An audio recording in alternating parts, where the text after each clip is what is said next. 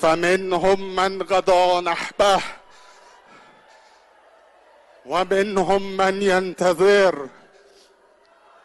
وما بدلوا تبدیلا. صدق الله العلی العظیم.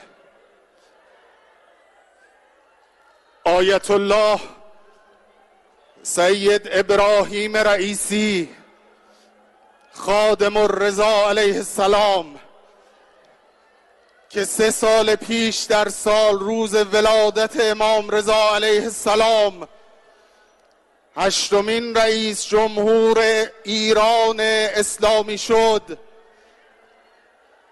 در شب ولادت امام رضا علیه السلام به شهادت رسید.